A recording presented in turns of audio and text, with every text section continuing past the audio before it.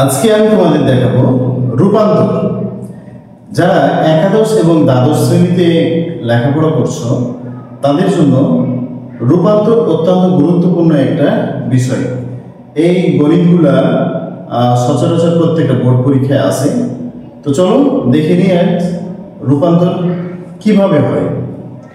অর্থাৎ এক সংখ্যা থেকে অন্য সংখ্যায় রূপ দান করাকেই রূপান্তর বলা হয়।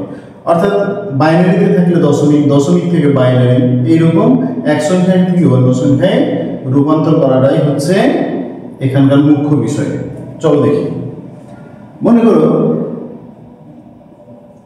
এক নম্বরে 56.36 এইটা দশমিক সংখ্যায় আছে, সেটাকে বাইনারি করতে হবে। এখানে আমরা দেখতে পাচ্ছি দশমিকে আছে, আমরা কি করতে হবে? বাইনারি।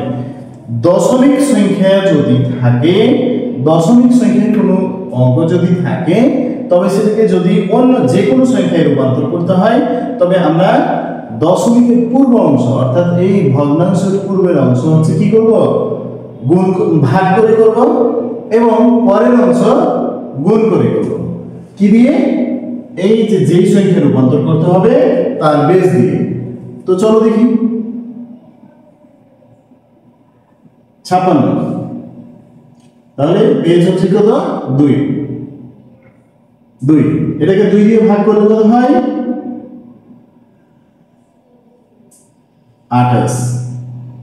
এই যে ভাগ করলাম 2 দিয়ে, অবশিষ্ট কিছু আছে?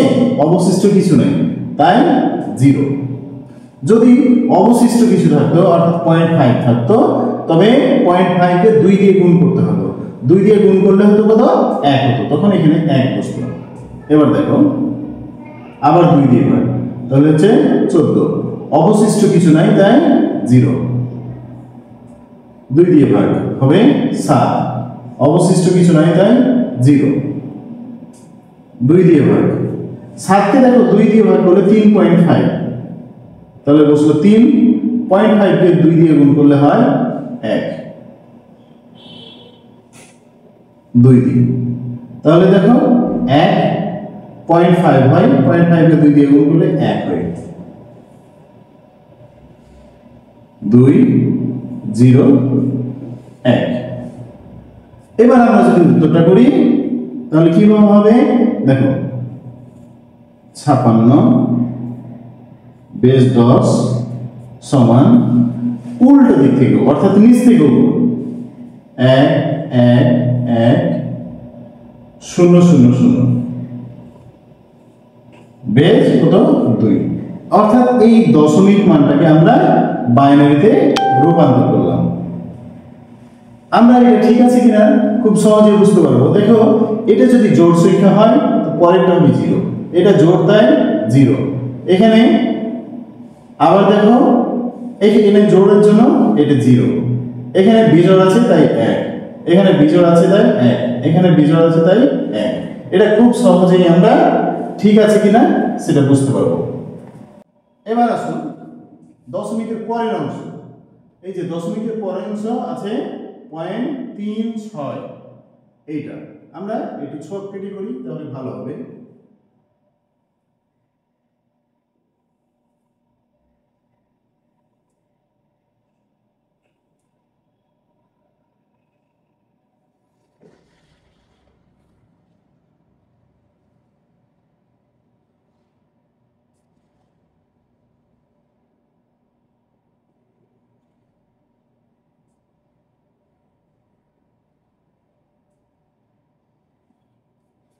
প্রথমে আছে গুণ, এখানে হবে গুণফল,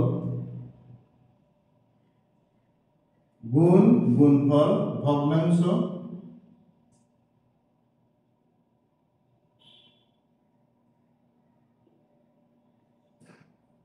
ভগ্নাংশ পূর্ণ সংখ্যা। দেখো এখানে আছে 0.36 গুণিত এই যে সংখ্যা রূপান্তর করব তার বেস দিয়ে গুণ দেব। 0.36 কে গুণ দিলে কত হয়? 0.72। ঠিক আছে, এবার ভগ্নাংশ। ভগ্নাংশ এইটা 0.72। দেখো পূর্ণ সংখ্যা কিছু পেয়েছি আমরা পাই না, তাই 0। এবার আসি এইখান থেকে ভগ্নাংশ যা থাকবে এখানে নিব 0.72 গুণিত 2। ঠিক আছে, তাহলে হয় কত? 70 × 140 144 মানে 1.44। এখানে ভগ্নাংশ কত? 0.44। এরপরে পূর্ণ সংখ্যা পেয়েছি 1। অনুরূপভাবে 0.44 গুণিত 2 0.88 0.88 ভগ্নাংশ মানে পরের অংশ, পূর্ণ সংখ্যা কিছু নাই তাই 0। আরেকটি ঘর করলে আমরা দেখব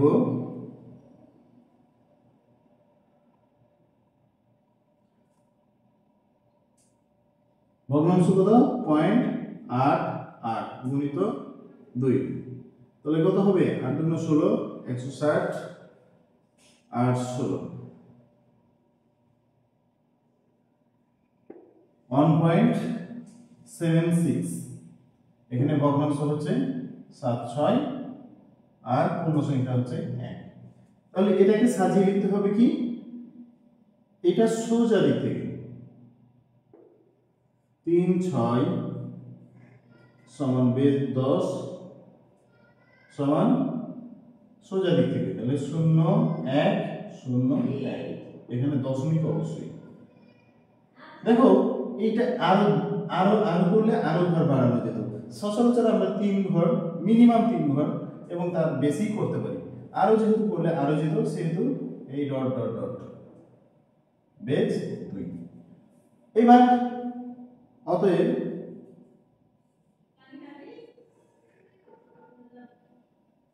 নির্ণয়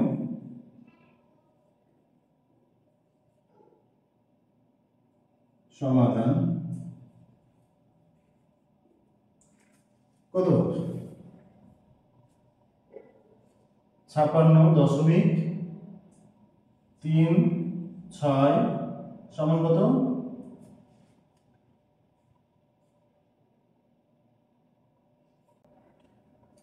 তাহলে আমরা চূড়ান্ত ফলাফল দেখব। যেটা আগে পেয়েছিলাম 1 1 1 0 0 0, দশমিক পরের অংশ কত? 0 1 0 1 ডট ডট ডট বেস 2। ধন্যবাদ।